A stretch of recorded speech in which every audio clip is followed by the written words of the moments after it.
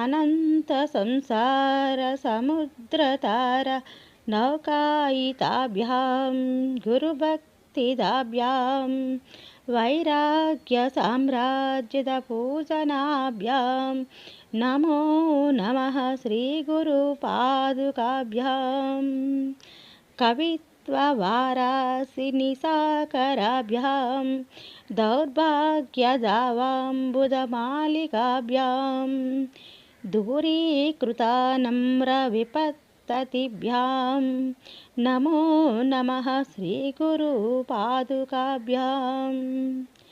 नताययोः श्रीपतितां समीयुः